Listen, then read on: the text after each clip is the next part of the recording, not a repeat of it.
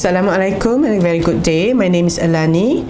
I'm going to teach you all on FA 460, that is on financial accounting, which touches up mostly on Mfrs. Particularly, we're going to focus on few Mfrs related to asset. Alright, so we're going to start our first lesson with the first Mfrs, that is Mfrs 116, Property, Plant and Equipment. Specifically, we are going to do Mfrs 116, which focus on property, plant and equipment. Okay, so before we go to what does it mean by property, plant and equipment, we know that we have to, this property, plant and equipment is a type of asset, right? So it is a type of non-current asset. So it is beneficial if we can explain what does it mean by asset before we go to property, plant and equipment. So what I'm going to do is, I'm going to explain one by one. So if you look at the free mind here, I'm using free mind to explain on this particular Mfrs. So this free mind covers all those items or components related to Mfrs 116.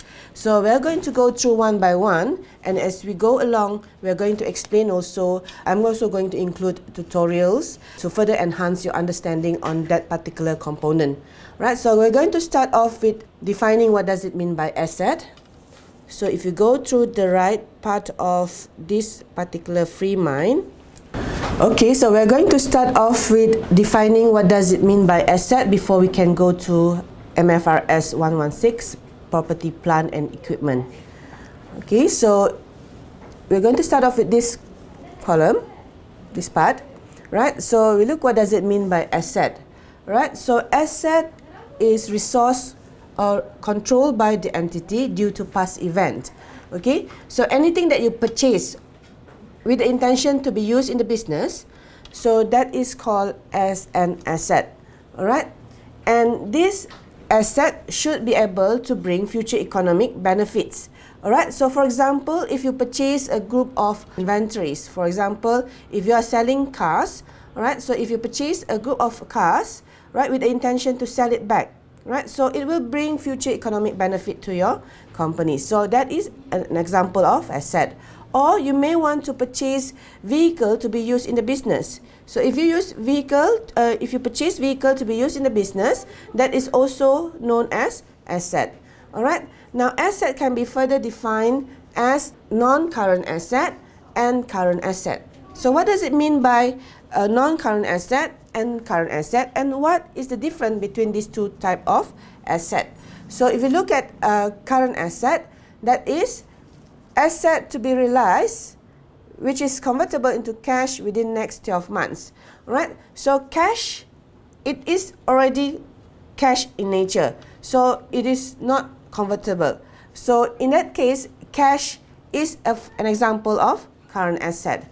Or we may have inventories. Right? So what does it mean by inventories? When you purchase inventory, that is purchased to be used in the business. So when you purchase inventory with the intention to sell it back, obviously you are going to sell it back within the next 12 months. So in that case, it is short term. So that is an example of current asset.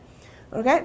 But if you purchase asset, right, to be used in the business over more than 12 months, alright, so let's say for example, you purchase a building with the intention to use it in the business, right? So normally building will stay with us for more than 12 months. So in that case, that building is an example of non-current asset. So if you look at the free mind here, you can see examples of non-current asset. We have property, plant and equipment, biological asset, investment property, and intangible asset, which will be explained further in the next lesson.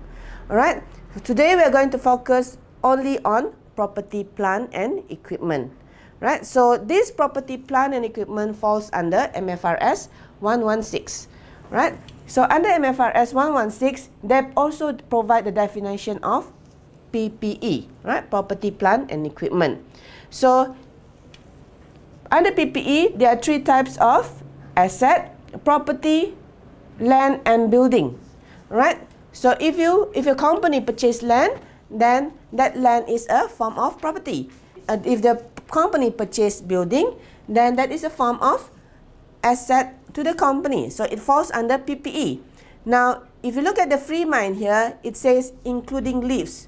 So normally buildings that have lift, they have 5th floor, 10th floor, 15th floor building. So in that case, that lift should also be part of the property. We also have plant that falls under MFRS 116. Now plant is defined as asset that is directly used to generate income, right? So for example, if you have machine, right? So if you have machine that is used to produce products, so in that case, that machine is a form of plant. Now when you need an additional machine in order to enhance, for example, the capacity of the plant to produce the products, then that is a form of equipment. That is other equipment to support the plant, right? So if I repeat back, plant is the machine that you use to produce the products. If existing plant can be used to generate 100,000 units of product, if you can find another equipment that can enhance the capacity or the productivity of the plant, then that additional plant is a form of equipment. It enhances the productivity of the plant, right? So this property, plant and equipment falls under PPE. All right. So we have completed the definition of PPE. Okay. But specifically, if you look at the definition of PPE, we have PPE is known as asset held by enterprise to generate income. Okay. So this property, plant and equipment is used to generate income. So it carried out also to carry out its operation and not for resale in the ordinary course of business. So what does it mean by not for resale in the ordinary course of business? As defined earlier, I have already distinguished the difference between current asset and non-current asset. Alright, so if non-current asset, those are assets that you purchase to be used in the business. So you don't have intention to sell it back. So normally you use this type of asset for a long period of time. So the same goes for PPE, is a form of non-current asset. You're going to use it in order to generate income. So normally over a period of more than 12 months. So you don't have intention to sell it back. Right, now this is different from current asset. An example of current asset is inventory. Right, so you purchase inventory with the intention to sell it back. So when you have intention to sell it back, then that does not fall under non-current asset. So it is a form of current asset. Normally, inventory will be within the next 12 months. Okay, so if you want to further understand the difference between non-current asset and current asset, let me share with you one example. Okay, so let's say that a company, we call it company A. Company A, the nature of company A is to buy and sell cars. Alright, so what they do is every couple of months they will purchase a number of cars and they sell it back to their customers. But at the same time, they also have cars that they use to do some promotion probably, or maybe they use it in order to be used in the business. So that particular company, company A, may purchase cars to be used in the business, which we call as non-current asset, and they may have cars that they use to sell it back. So that is a form of current asset. Okay, so PPE falls under non-current asset because it is used to generate income. So basically, it includes all this, right? That is used to produce goods or services. They have machine used to produce goods and provide services. That is a form of PPE. Or they have rental to others, right? Let's say, for example, if they have plant, right, and they rent it to others, that is a form of PPE. Of course, it excludes property because property will be discussed under MFRS 140 on investment property, right? And you also purchase PPE for administrative or maintenance purposes, right? For example, you purchase a plant in order to put your office staff. So when you put your office staff there to run the business, that is a form of PPE.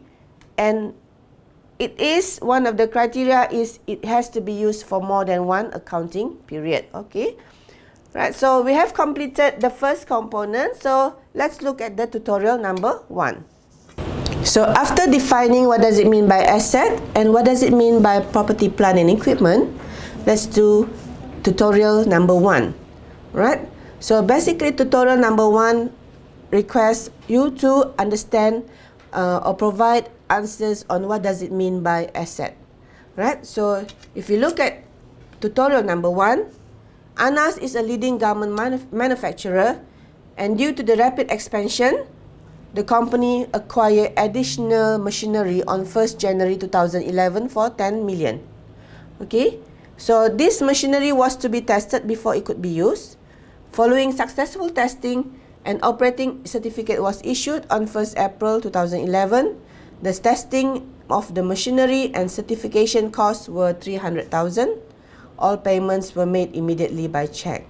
Okay, so for this particular tutorial, they ask you to define or to identify whether this particular machinery is an asset. So does Anas have an asset?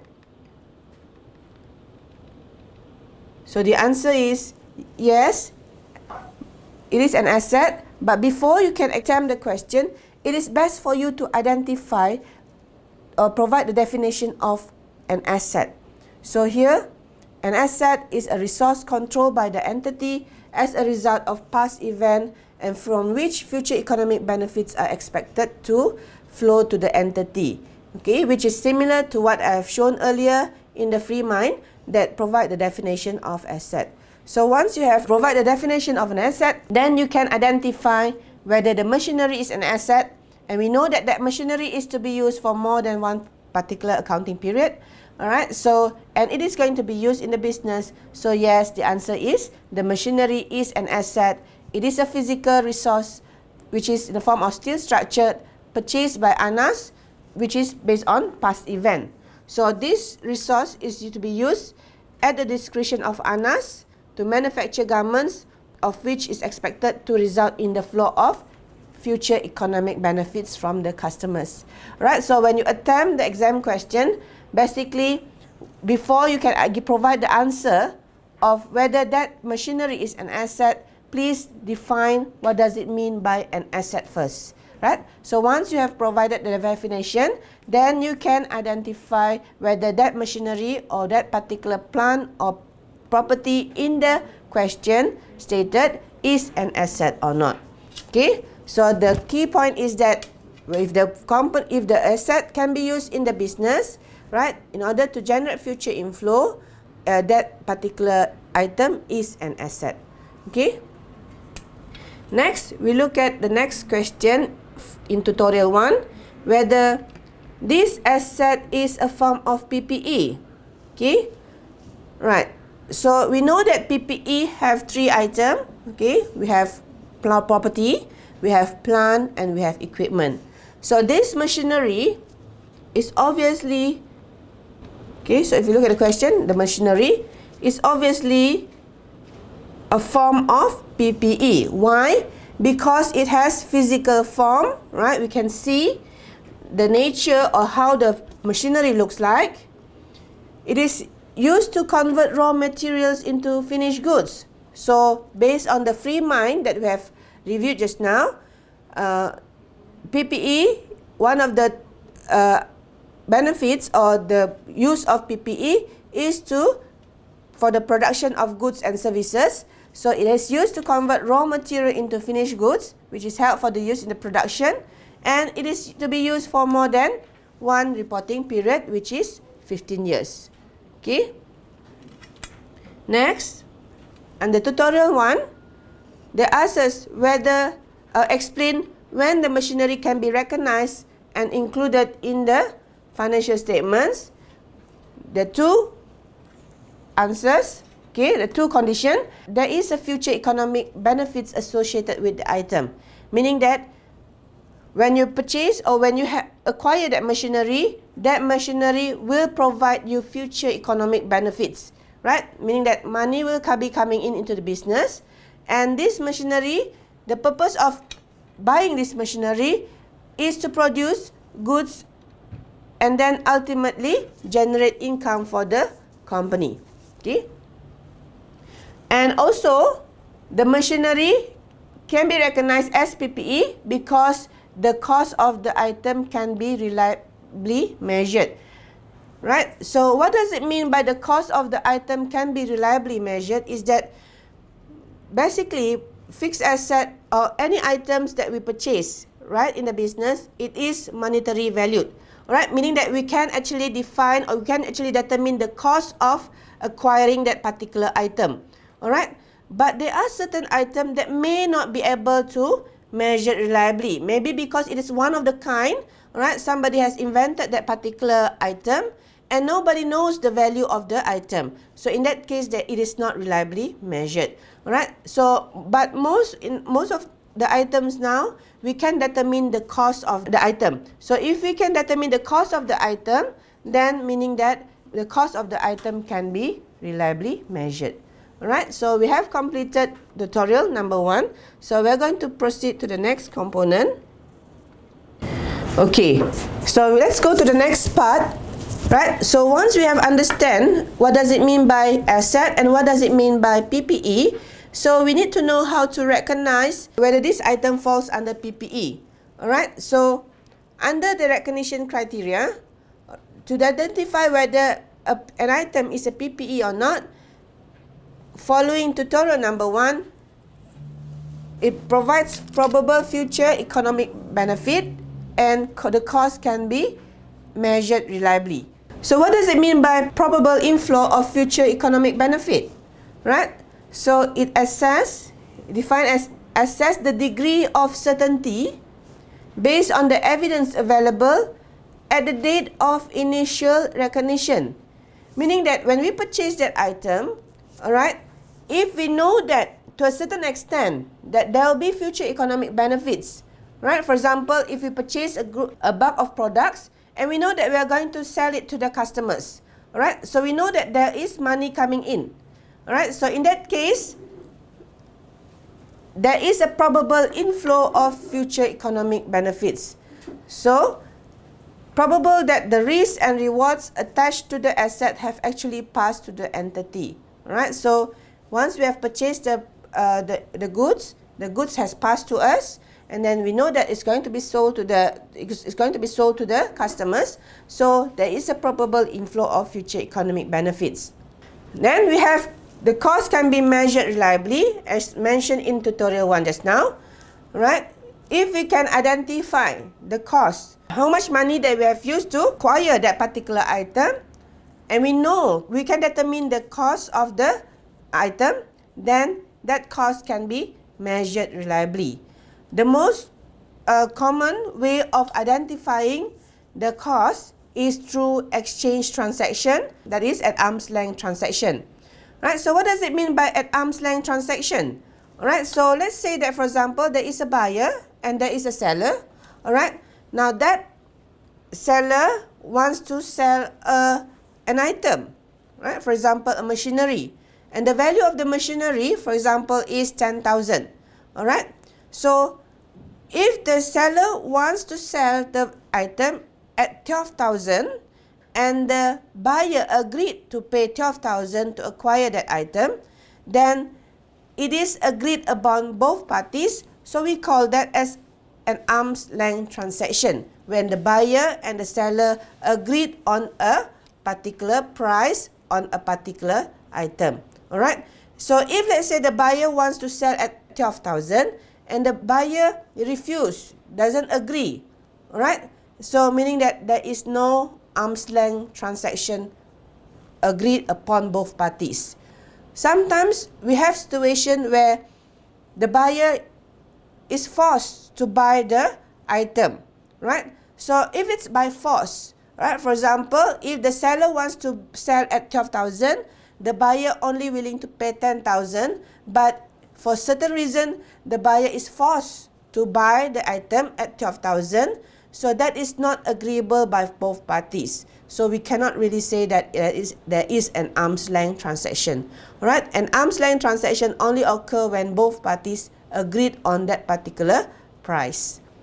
Now, once you have understand the concept of the definition of asset and PPE, and we know how to recognize whether that particular asset is a PPE, the next one is how to measure PPE. All right. So in terms of measurement, there are two types of measurement that you need to know. First is the initial measurement. That is the first time when you acquire that PPE. And then subsequently, there is a subsequent measurement. That is second year onwards. How you're going to record that in your books of accounts. Alright. So first, when you acquire that particular asset, then you need to identify the cost of that asset. Alright. So there are few types or situation where you need to identify the measurement. Alright, so if you look at the free mind here, there are 5 types of situation. Right? First is when you purchase the asset. Second is when you develop or self-constructed the asset. Third is when you exchanged it with another asset, right? Such as a barter system. Next, you have deferred payment, right? Meaning that you buy now and you pay later. Alright, and the last one is exchange with shares. So I'm going to explain one by one. Alright, so with regards to purchase asset, right, meaning that you, a company, purchase an asset from another party. Alright, so in this case, how do we determine the cost of the purchase asset? Alright, so the cost of the purchase asset is inclusive of all these items. Okay, first, it includes purchase price, that is the price that you of the particular item, plus taxes or duties, minus trade discounts, minus rebates. Right? So nowadays we have GST. So when we purchase, then we add with the GST. Right? So purchase price plus tax or duties minus trade discount. Now discount, if you can still recall what you have learned before, discount, we have two types of discount. We have trade discount and we have cash discount. So the difference between trade discount and cash discount is, trade discount is when you purchase in bulk. Alright? Maybe the price of this plant is very huge, so the seller decided to give you trade discount. Alright? Now, once you have purchased this, once you have purchased the item, if you purchase it on credit, then you may have to pay the total amount due at a certain period of time. If, let's say that you pay earlier than what is given, then the deadline, then the seller may give you cash discount because you pay earlier. Alright? So trade discount and when you purchase in bulk or when the value of the PPE is huge, so that will reduce the price of the purchase price, okay, the price of the item. All right, so subsequently, if let's say that you purchase, if you purchase on credit and then you pay earlier than the deadline, then you get cash discount. So actually, as a purchaser, you can have two types of discount. You can get two types of discount. One is trade discount and the other one is cash discount. And then rebates. Sometimes government, they post a policy, if you purchase certain items, then you get rebates. So this should reduce the purchase price. So first, if you purchase the asset, if you purchase the PPE, the cost would be purchase price plus taxes or duties minus trade discount minus rebates. Alright? Then add on with any direct cost incurred in bringing the asset into working location and use.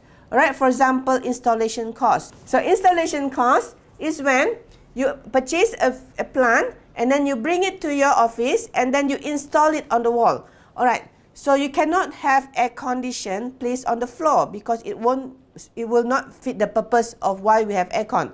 So we need someone, or we need to incur cost of installing the aircon to the wall. so that cost should be included with the cost of the purchase price, right? Or you may have testing, because after purchasing the fixed asset, right, so you may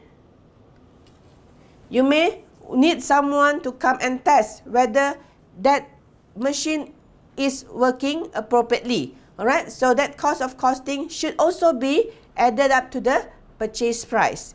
Or you may to incur cost of transporting the item to the place of business. Right, so that is the cost of transportation that should also be included in the purchase price. You may want to ask, why do we need to include that transportation cost to the purchase price? Because if we don't incur that transportation cost, we cannot use the asset. So in that case, we have to incur that transportation cost, and that cost need to be capitalized with the purchase price, right? Or you may incur cost of site preparation. All right, let's say that you have purchased a machine. That machine has to be placed on a flat land. All right, and it's just that your land, there are hills there, so it's not flat. So you need people to flatten your land. So in that case, that cost of flattening the land should be included in the purchase price. Okay, now let's say, for example, coming back to the example that I used on aircon. All right, so if as in existingly in the building there is aircon already installed on the wall, and you decided to purchase new aircon to replace the old aircon, so in that case you have to incur costs first to dismantle, to bring down the aircon, and when you bring down the aircon, you may be able to sell it at scrap value. Alright, so when you manage to sell the aircon at fair value, at scrap value, then that value, the amount, the proceed that you get should be reduced with your cost of in bringing the asset into working condition. Right? You should also include unavoidable cost of dismantling and removing the asset. Right? Okay, coming back to the aircon, if let's say you have aircon on the wall, right, and the aircon is no longer usable, so you have to purchase new aircon. So that new aircon will be installed to the wall as well. So you have a choice actually to just maintain the old aircon on the wall, and then you can install the new aircon beside the old aircon, but it doesn't look nice. So what they do is they will appoint someone, okay, hire someone to take down the old aircon so they can fit in the new aircon. So then you have to incur the cost of dismantling and removing the asset. So this cost should also be included as part of the cost of the item.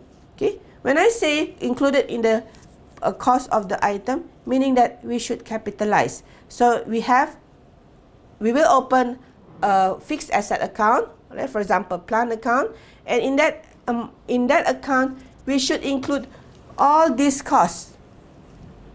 Okay, all these costs to the fixed asset or the plant account. Right? Now another cost that we should include in the purchase price, okay, in the cost of the item, is safety and environmental equipment. Okay, now let's say for example we have machine, right? So that machine is used in the business to produce products, right? However, that machine has one disadvantage. Every time when it operates, it may come out with a bad smell, and that smell is hazardous to the employees. So what the company can do is they install one type of safety and environmental equipment to be attached to the machine. Alright, so in that case, once it is installed, then the bad smell is no longer there. Right, so that cost should be included as part of the PPE. Right? Okay, so after this, let's look at tutorial number 3. But before that, we have to look at tutorial number 2. Okay, so before we do tutorial number 3, we do tutorial number 2. Okay, so for this tutorial, D&N is a biscuit manufacturing company producing biscuit, And the factory has 5 ovens with 21,000, 3 industrial mixer costing 3,500 each, and 10 shelves of 1,800 each. So the oven and industrial mixer are expected to be used for 8 years, while the shelf for 10 years. So during festive season, the demand for biscuit increases. The company decides to install 2 generators as backup in case there is electricity failure. One generator provides electricity when the normal supply of electricity is interrupted. Okay. The second backup generator will be used in the unlikely event that the first backup generator also fails. Okay. So under Mfrs 116 PPE explain when the generators can be recognized and included in the financial statements. Alright, so in order to attempt this question, first what you need to do is you have to define what does it mean by PPE and how do we recognize a PPE. Right, so if you look at the recognition criteria of PPE, it is probable that future economic benefits associated with the item will flow to the entity. Alright, and the cost of the item can be reliably measured. So the question asks you when can we recognize the generators that is being installed to the machine. That is these 2 conditions. That is probable future economic benefits associated with the item to go into the company, and the cost of the item can be reliably measured. Okay, so can we consider these generators as PPE? Yes. Why? Because it is attached to the existing machinery. Right, so if you look at the explanation here, the generators are items of PPE. Okay, why? The standby equipment is expected to be used for more than 1 accounting period. Okay, although it may occur at unpredictable times. So the likelihood of using the second backup generator might be remote. However, the probability of the entity to receive economic benefits because control the equipment is real. Okay. Moreover, the backup generators protect the factory from incurring significant financial losses during the festive season. Okay. So, although the backup generators do not necessarily directly increase future economic benefits, they are there to enable the entity to derive future economic benefits. Just in case if the machine breaks down, then they will come in, okay, to help. So, in that case, we can consider that generator as PPE. I hope you understand what does it mean by how we recognize PPE before we can identify or proceed to tutorial number 3, that is on the initial measurement. Okay, so before we go to tutorial number 3, please remember what we have learned before this. So far, we have learned what does it mean by asset. We have learned what does it mean by PPE, right? So what are the components of PPE, right? And then we have also looked into how do we recognize PPE, right? So once we have understand the definition and recognition of PPE, then the next thing is to identify identify the cost of the PPE when we first acquire that particular PPE, right? We call that as initial measurement, right? So for initial measurement, this tutorial requires us to determine the total cost of the PPE that should be included in the books of accounts. So what does it mean by that? It means that when we open up our machine account, what would be the actual amount to be included there? Alright? So in this case, you need to know the difference between capital expenditure and revenue expenditure. Right? So all the costs or expenses that you incur that will increase the value of the particular asset, that cost then should be capitalized and included in the machinery account. However, if it's just merely for daily day-to-day expenses, such as cleaning expenses, right? After using the machinery, you may have to clean the machinery. Then that cost is a form of revenue expenditure. That cost should be excluded from the total cost of the machinery. So it should not be included in the cost of machinery. Alright, so let's look at the tutorial number 3.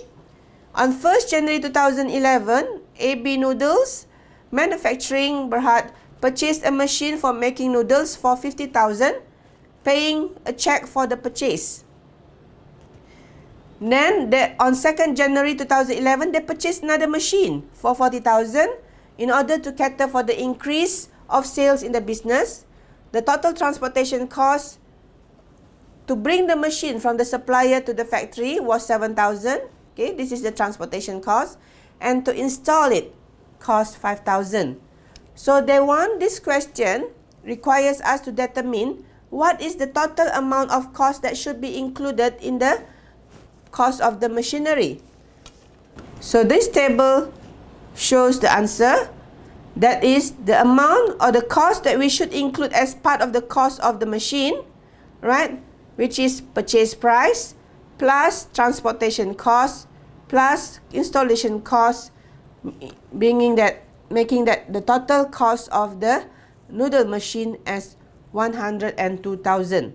Okay, why should we include transportation cost as part of the cost of the noodle machine? Because if we don't incur this cost, then we cannot use this machine.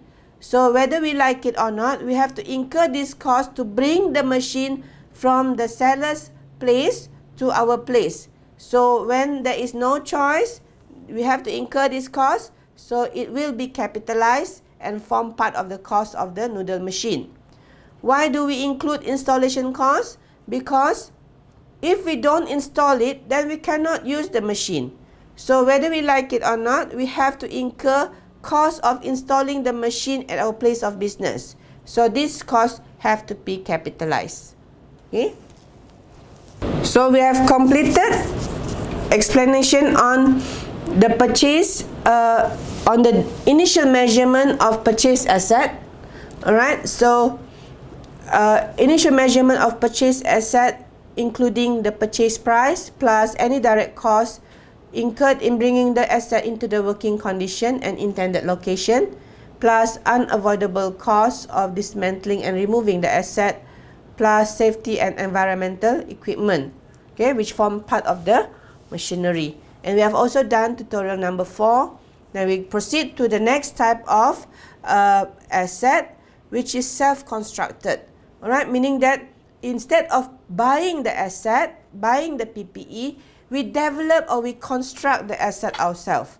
So in this case, what would be the cost is the total cost that we incur in developing or constructing that particular asset, which includes direct material, direct labor, and overhead expenses. Alright, so how much cost that you have to pay to your labor in order to develop or construct that particular asset. Okay, how much material that you use in developing or constructing the asset, and how much overhead expenses do you incur.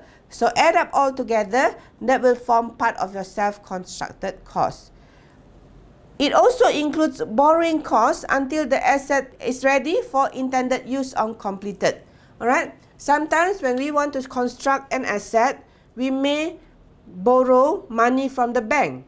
Okay, so when we borrow money from the bank, meaning that we will be charged interest. Now the question is whether that interest should form part of the fixed asset or not.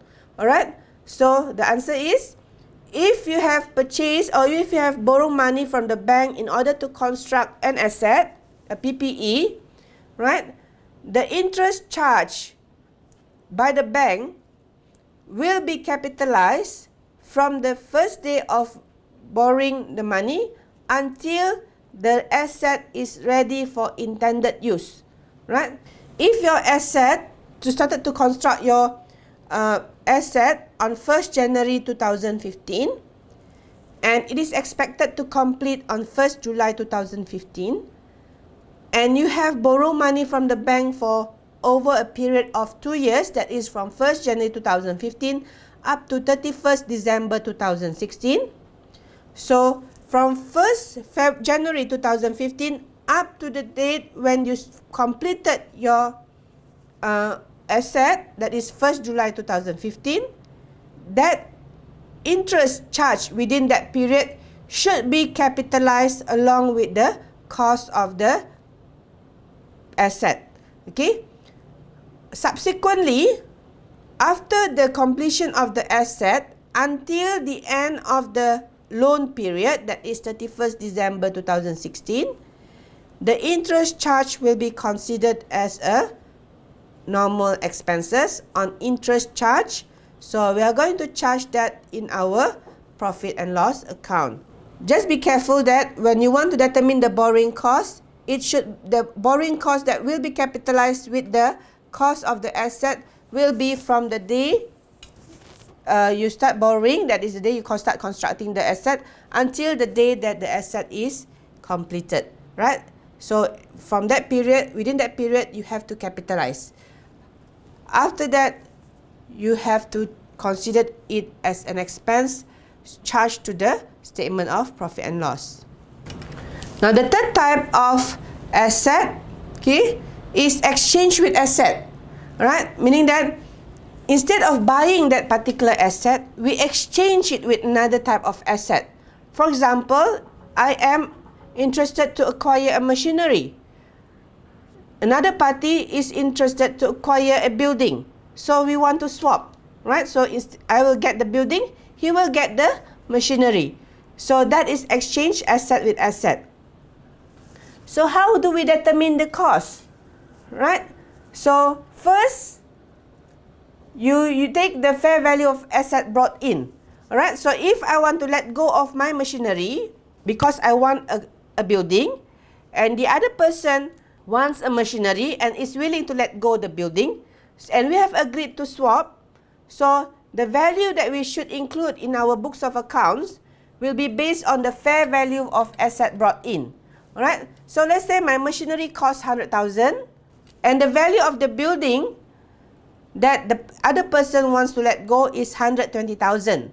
So even though the machinery only costs 100,000, but based on Mfrs 116, when we have an exchange with assets, we have to base on the fair value of asset brought in. So when we record in our books of accounts, we record at 120,000, right?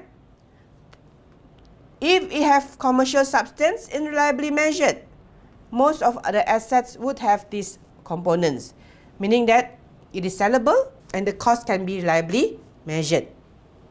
Okay, so if I decided to buy the property, okay, to swap the property with my machinery, the first thing that we have to rely on to determine the cost will be based on the fair value of asset brought in. That is the value of the building of 120,000, right? So we cannot say that, oh no, I don't want 120,000, I only want to record 100,000. That is wrong, right? We must follow or based on the fair value of asset brought in. Okay, unless that particular building does not have commercial substance and cannot be reliably measured, then we cannot use the fair value of asset brought in. Then in that case, we have to be based on the fair value of asset given up. So let's say that my machinery costs 100,000. The property does not have a commercial substance, so we cannot really measure the value of the building. Then we will record based on 100,000. That is the fair value of the asset given up. Okay. Now let's say that my machinery does not have a fair value. Fair value means that normally it is determined by the market, right? Normally it's represented by the market value. So if you can sell your machinery at the market value of 100,000, that is your fair value. Okay? Let's say the fair value of asset given up cannot be determined because of lacking of these components. Then we have to rely on the carrying value of asset given up. What does it mean by carrying value of asset given up? That is the cost that the actual cost that we pay to acquire that machinery, right? If the fair value of the machinery is 100,000, the cost of purchasing the machinery may be different from the fair value, right? So normally how we determine this is by looking at the actual cost that we pay to acquire the machinery, which is also represented by historical cost, less with the total depreciation that we have already charged on that particular asset, and total impairment loss if there's any. Alright, so the carrying amount is represented by historical cost minus total accumulated depreciation minus total impairment cost, then that will give rise to carrying amount or carrying value. Right? So let's say that the carrying value of the asset that you have decided to give up, that is the machinery, costing 90,000. Right? So you have to record the building that you take over at a cost of 90,000. Alright? So I'm going to repeat back again because this is important. Alright? When you have exchange with asset, to determine the value of the asset is based on the fair value of asset brought in. So if you have a machinery, 100,000, you want to swap with property, 120,000, then you have to record 120,000 because the rules say that it is based on the fair value of asset brought in. Let's say that if you cannot determine the value of the property, right? So you have to rely on the fair value of asset given up, which is normally based on market value, right? So if my machinery is 100,000, the property is 120,000, we will record the asset at 100,000. Okay. Now let's say the fair value of asset given up cannot be determined, then we have no choice but to rely on the carrying amount of asset given up. So what does it mean by carrying up amount? That is the historical cost minus the total accumulated depreciation minus the total impairment loss. Okay, so let's say the carrying amount of my asset, my machinery is 90,000, right? The property, although we don't really exactly know how much is the value of the property, but we can roughly say that it may be 120,000. So although the value of the property is higher than the carrying amount of our machinery, we still have to record 90,000 because of the lack of the commercial substance and reliably measured. Okay. Next, we go to deferred payment, meaning that we purchase now, okay, but we pay later. Alright. So present value of the future payment indicates that if let's say that you purchase a machinery costing 100,000, alright, but you have agreed with the seller that the amount will only be payable in 1 year time. So 100,000 in 1 year time, the value is different from the value now. The value now is higher compared to the value in 1 year time. Right? For example, now you can buy nasi lemak for 1 ringgit. In 1 year time, you may not be able to buy at the same value, 1 ringgit. It may cost 120. So even though the value is 120, but the purchasing power is the same. Okay? The hidden value is the same. So, if let's say you decided to buy an asset for 100,000 and you're going to pay that in 1 year time, so what you need to do is you have to bring the value of 100,000 to the value now.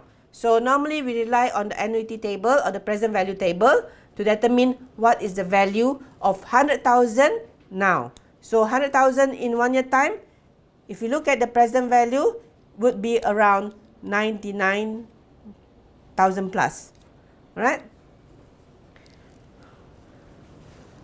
So what about the difference between the present value and immediate price? Meaning that, let's say for example, the present value in the price in 1 year time is 100,000. When you bring it to in the present value is 90,000, and the immediate price is 95,000. Then you give rise to interest expense. So how do we deal with this interest expense? So we are going to expense off over credit period. So let's say for example, if you decided to pay in 2-3 years time, so you have to allocate the interest over a period of 2 to 3 years time. Okay. Now let's look at tutorial number 4. So by doing tutorial number 4 will provide you better understanding, right? So on 1st January 2009, K acquired a plant and machinery where the supplier initially quoted total payment of 500,000. Due to close relationship, K was given a rebate of 50,000 and the payment was to be made in 3 equal installments The first installment was made upon delivery, while the second and third installment were payable every half-yearly on 30th June 2009 and 31st December 2009. The present value of the respective deferred payments were 120,000 and 110,000. Delivery costs and handling costs of 18,000 were paid immediately. Right? So now this question requires us to determine which cost should be included in the cost of the plant and machinery. Okay? So payment is deferred over several years, over a period of two installment later and first installment at the date of delivery. Okay? So payment is deferred over several years. Cost of asset is the cash price equivalent at recognition date or the present value of future payment, and the quoted price is recognized as interest expense over the credit period. Right, so let's look at the solution. Initially, you paid the total cost is 500,000. So if over a period of 3 years, you have a rebate of 50,000. Okay, so 500,000 minus 50,000, so you get 450,000. Okay, over 3 equal installment, meaning that each installment you have to pay 150,000. Okay, so the first installment you paid when delivered, so that will represent your immediate payment, right? So immediate payment after rebate is 150,000, right? So that is 500,000 minus 50,000, so we get 450,000 divided by 3 installments, so 150,000 each. Okay. Now the present value of the first deferred payment, the second payment is on 30th June 2009, right? So meaning that at 30th June 2009, you have to pay 150,000, but you have to bring it to the present value, and they have told you that the present value at 30th June 2009 is 120,000. So you have to include this as the present value of the first deferred payment. Now the second deferred payment, the second payment that you're supposed to pay on 31st December 2009 is 150,000, but you have to bring it to the current value, that is the present value, that is 110,000. Okay, and then you also incur cost of delivery and handling costs of 18,000. Now this one should be capitalized, should be included, so 18,000. So the total amount of plant and machinery that you should recognize now is 398,000. That is the total of all this figure. Okay, so when you prepare your plant and machinery account, on the debit side, bank 398,000. Now the last part of the fixed asset or PPE is how to recognize or to provide initial measurement if we decided to exchange with shares. Alright, sometimes when we purchase asset, when we want to purchase a PPE, we do not have cash. So what we can do is we offer the seller shares, right? So we issue shares in order to acquire the PPE. Alright, in this situation, the asset need to be recorded at fair value unless the fair value cannot be that estimated. Alright, so if let's say for example I want to purchase a machinery and the machinery costs 100,000, right? So that 100,000 represent the fair value of the machine. So we are going to record in our fixed asset account, that PPE account, 100,000. Let's say that if we cannot determine the fair value of the asset, okay, of the PPE, then what we can do is we base on the fair value of the shares, okay, fair value of equity, right? So if the ordinary, let's say if we decided to issue ordinary shares and the ordinary share cost par value is 1 ringgit and the market value or the fair value is 1 ringgit 20 cent, so we decided to, in order to acquire that machine, we pay 100,000 shares, so meaning that the fair value of the ordinary shares is 120,000, right? Not based on the par value, but based on the fair value, right? So if you cannot determine the value of the machine or the PPE, then you have to rely on the fair value of the equity. Right? So this is in the case of exchange with shares. So we have completed identifying or determining the initial measurement of 5 situations, that is, when you purchase the asset, when you self-constructed the asset, exchange with asset, deferred payment, and exchange with shares. Now let's proceed to the next component of MFRS 116. Once you have done the initial recognition, now we proceed to the second measurement.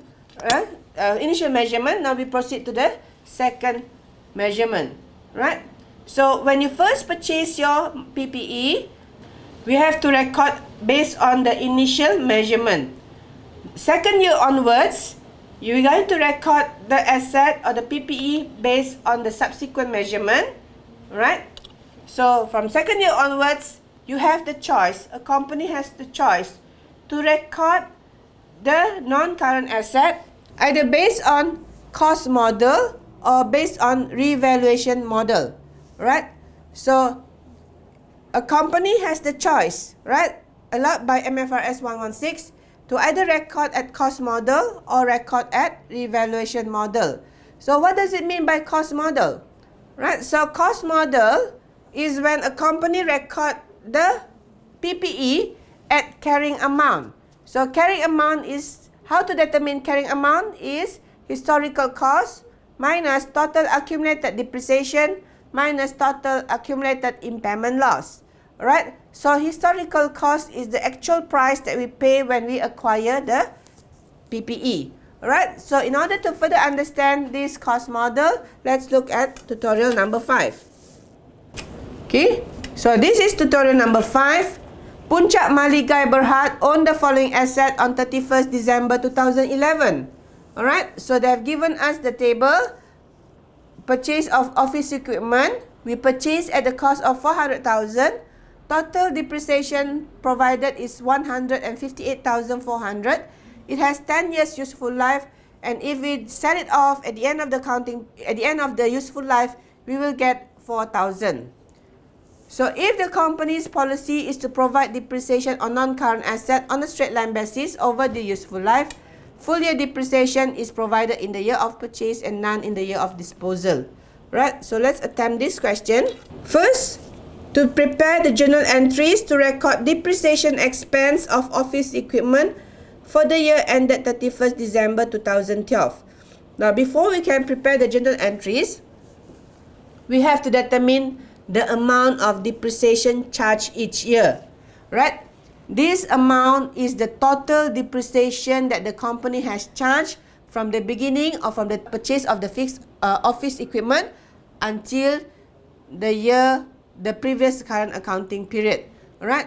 So we need to determine how much depreciation that is to be charged for that particular period, that is for 31st December 2012.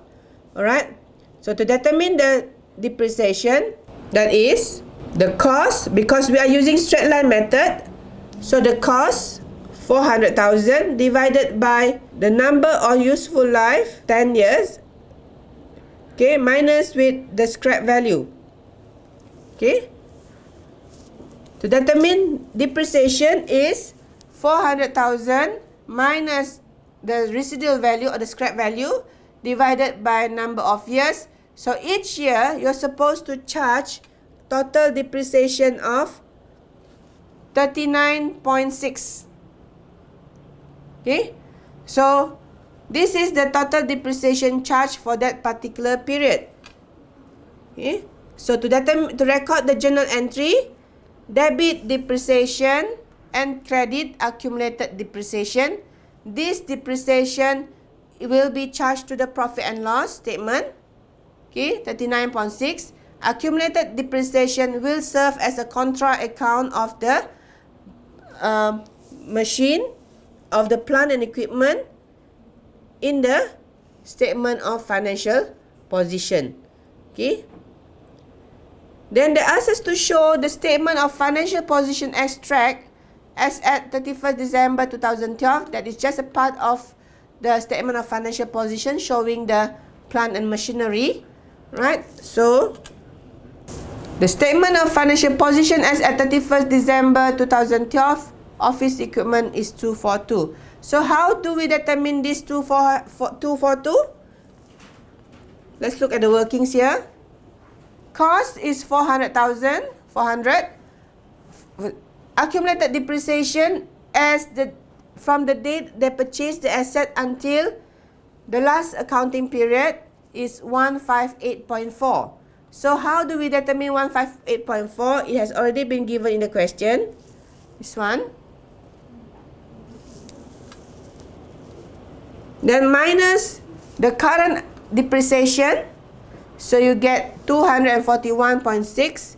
So round up figure, you will get 242. Okay, now let's continue with the next model, right? Now companies has also have the choice to use revaluation model, but not all items or not all asset or PPE can use revaluation model. You have to meet certain criteria. You can only use revaluation model if there is a fair value that can be measured reliably. Alright? So most of the items now, most of the PPE now, they have market value. Right? So that market value can represent the fair value. But let's say that the fair value cannot be measured reliably, then you cannot use the revaluation model. You have to use the cost model. Right? Now, if fair value can be measured reliably, then the whole class of asset to which it belongs should be revalued. Alright? Like for example, if you have a number of cars, let's say for example you have 3 cars, A, B and C. Okay? So, if you decided to use revaluation model on A, then you also have to use revaluation model on B and C.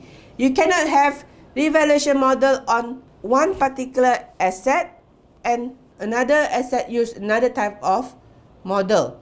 Alright, so in the case of PPE, if let's say you have 2 buildings, building A and building B, so once you have decided to use revaluation model for building, then building A and B has to use revaluation model. You cannot say that, okay, I want to use revaluation model for building A, but for building B, I want to use cost model. Okay? So, once you have decided that one particular building using revaluation model, then the rest of the buildings in your company have to use revaluation model.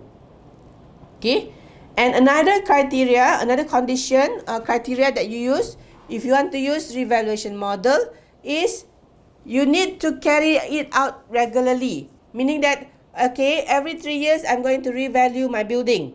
Right? So, you're going to do it diligently every 3 years. You cannot say that, okay, 3 years I revalue, then after that, another 3 years, I decided not to revalue, and after that, you say that, okay, I'm going to revalue. So, that is not consistent. That doesn't meet the consistency concept. So, once you have decided to use revaluation model, you should revalue it regularly. The more volatile that particular PPE, the more regular you need it to be carried it out regularly. Okay? Now, revaluation model, the carrying amount of the PPE would be fair value at revaluation date, okay, minus subsequent accumulated depreciation minus subsequent impairment loss.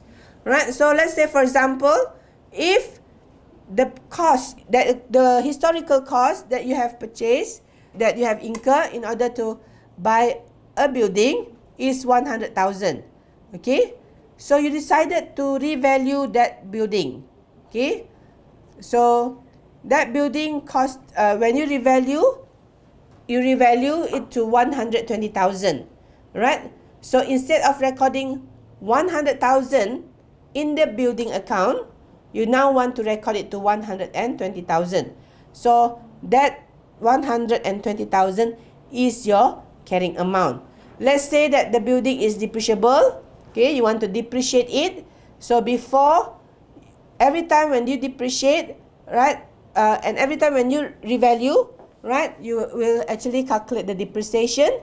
So after revaluing, the carrying amount of the building would become fair value at the revaluation date minus the subsequent accumulated depreciation minus subsequent impairment loss. Okay, notice the difference of the carrying amount, the historical cost and the revaluation value. Okay, so you will find that our historical cost may be lower or higher than our revaluation value. If your historical cost is lower than your revaluation value, then at revaluation date, that will give rise to surplus. Surplus is when the fair value is more than the carrying value. Okay, so in this case, it will give rise to surplus. So how do we record this? Okay, once we have revalued our asset, that is our building, from 100,000 to 120,000, you have to record your building at 100,000. Let me show you. Okay, assuming that we have opened up building account. Let's say you have purchased, so you have a balance BD, purchase a building. You have a balance BD, let's say for example 100,000.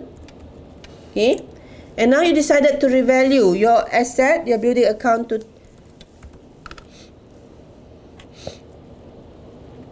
you have decided to increase the value of your building to 120,000.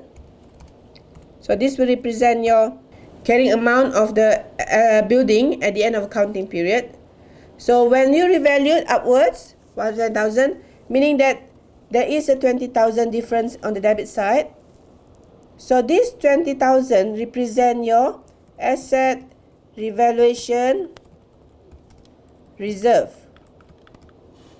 Okay, why do we need to put it like this? Because we have to balance the accounts, right?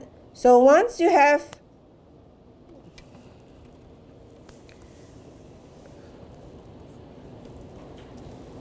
debit your building account, you will credit your asset revaluation reserve account. Okay, this item shouldn't be here. Building 20,000. Okay, so this is how you're going to do when you have surplus, right? So initially the value of your building is 100,000. Then you increase it to 120,000, which gives rise to asset revaluation reserve of 20,000. So you debit your building, credit your ARR, right? So you transfer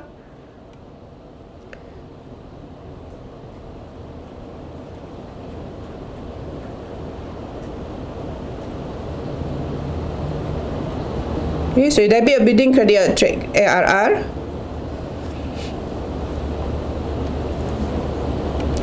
Now let's say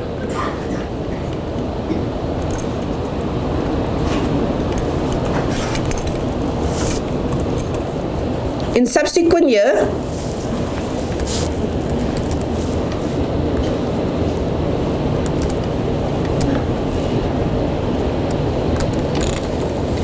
the value of the amount decrease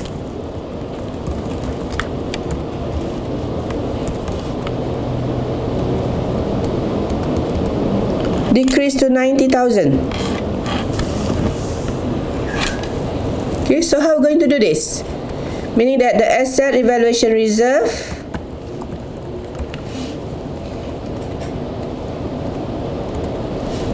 will be 20,000. So you credit your bank, your building with 20,000, and you find that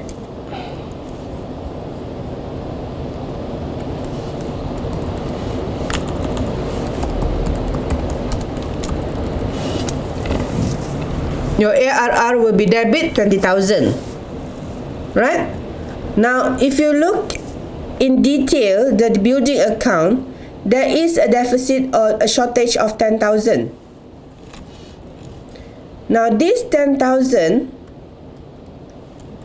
will be charged to the profit and loss or income statement. Okay. So, credit building, debit income statement, considered as a loss. Alright, so let's try open this one.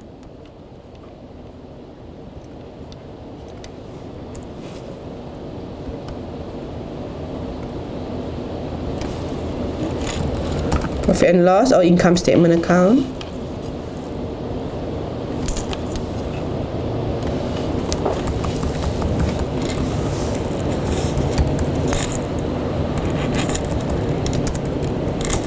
Loss on revaluation.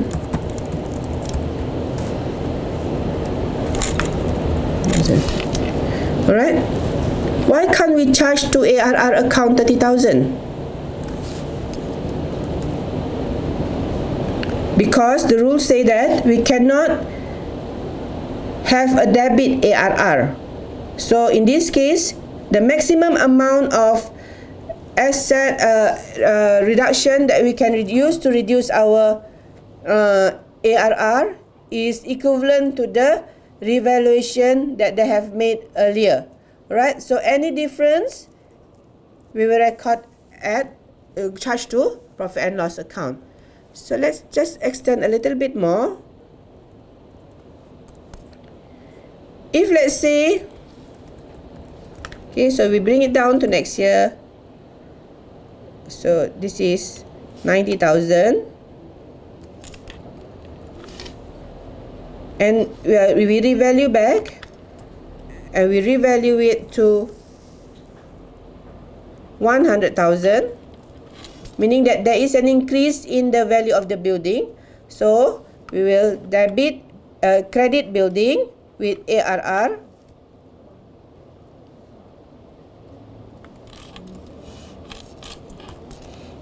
and debit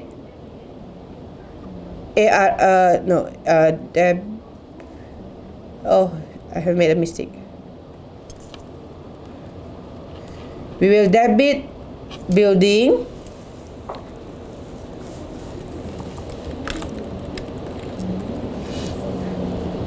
$10,000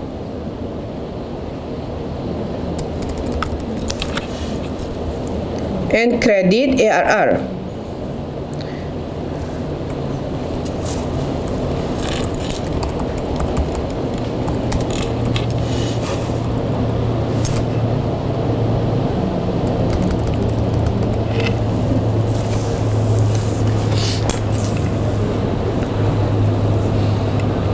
Okay, so you will have an ARR again, 10,000 when you go to third year. Okay, this is first year. This is second year. When we go to second year, meaning that there is no ARR anymore because we have charged full against the deficit ARR. Then when you go to third year, when you revalue again, the building give rise again to 10,000. So you have another ARR. Okay. So this, my example just now, this one, explain on the surplus and deficit. Okay. So when there's deficit, we charge to the income statement because we comply with the prudence concept. We recognize all possible losses and don't recognize possible benefits. Okay. So when we have loss, we charge straight away to the profit and loss account. Now let's look at tutorial number 6. Okay. Puncak Maligai Berhad own following assets on 31st December 2011. Okay. So they have land 1.6 million and they also have building 1.8 million. Okay. Now land is normally not depreciable because the value of land normally rise, right? So they don't have depreciation. Building, they have depreciation of 100,000. Okay. Now the land and building will be revalued at the asset revaluation reserve In the asset revaluation reserve, they have already 200,000. For land and building, 150,000. Okay. On 1st January 2012, the land and building was revalued at 2 million and 1.2 million respectively. Notice that the accounting period for these figures is at 31st December 2011. Now, tomorrow, that is the day after 1st January 2012, this building was revalued to 2 million and 1.2 million respectively. So the property was revalued every 5 years by a professional qualified independent valuer. The property was bought on 1st January 2002 and the useful life of the building as at that date was 50 years.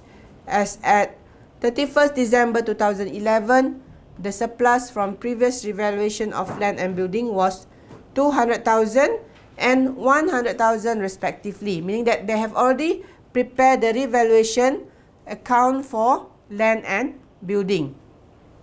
Okay. It is the company's policy to provide depreciation on non-current asset on a straight line basis over their useful life. Full year depreciation is provided in the year of purchase and none in the year of disposal. Okay, so they want us to show the journal entries for the land and building for the year ended 31st December 2012. Okay, let's look at the journal entry. So if you look at the value, the carrying value at 31st December 2011 was 1,600 and the building is 1,700, right? So if you look at the value of this building, 100,000, 1.8 million. Okay, they have already depreciated 100,000. So meaning that the carrying amount is 1,700. Okay. Then on 1st January 2012, they revalue to, for build land, they revalue to 2 million. And for building, they revalue to 1.2 million. Alright, meaning that your land has increased in value of 400 and your building, the value decreased to 500. Alright, so how do we account for this amount? Okay, when we do journal entries, for land, because it has increased, so we debit land, credit asset revaluation reserve. Similar to the one that I did just now, debit land, okay, debit land, credit asset revaluation reserve. There is an increase of the revaluation reserve. However, for building, there is a deficit. Okay, when there is a deficit, meaning that we reduce the value of building, right? So if you look at the accounts, when there is a deficit, it will appear on the debit side. Okay, so it will appear on the debit side, 500. Now the total amount of depreciation, we have to determine the total amount of depreciation charged on the building. Up to 31st December 2011, we have already depreciated 100. Okay.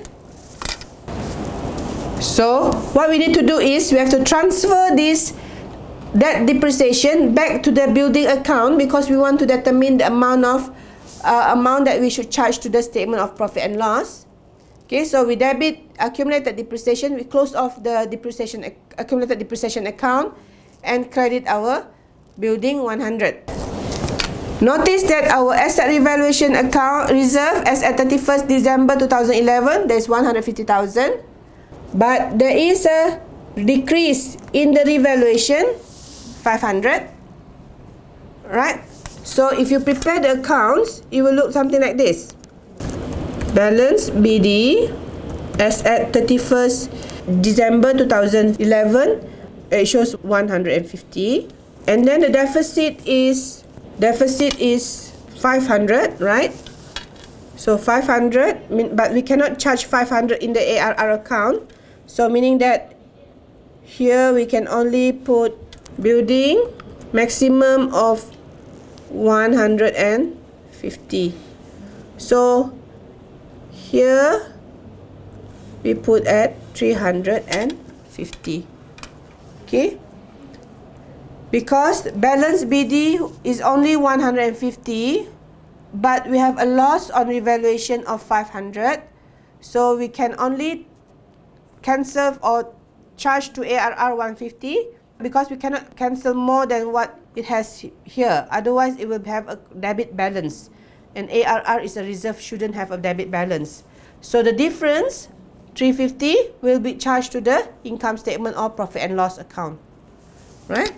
So when you prepare the journal entry, it will look something like this. Asset revaluation reserve, 150, debit. The statement of profit and loss, 350, equivalent to the deficit of building, 500. Okay? And then on 31st December 2012, you provide the depreciation for the current year. Okay? Debit depreciation, credit accumulated depreciation, 30. So how do we calculate that?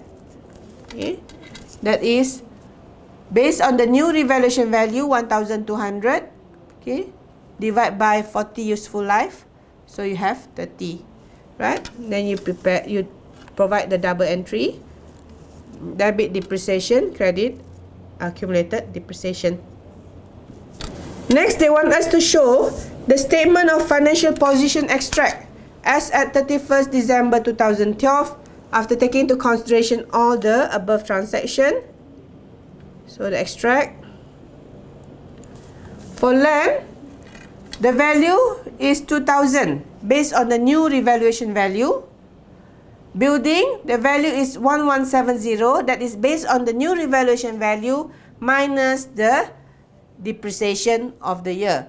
So 1,800 minus accumulated depreciation from for 31st December 2011 minus deficit of 500 and then minus the depreciation for the current period. So you get 1170. I hope you understand. So up to now, what we have done is I have already explained what does it mean by asset and what does it mean by PPE. And I've also explained the recognition criteria as well as the initial and subsequent measurement.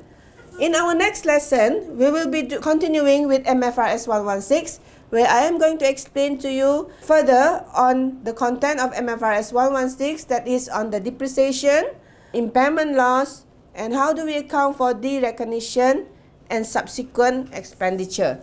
Alright, so I'll see you again in the next lesson.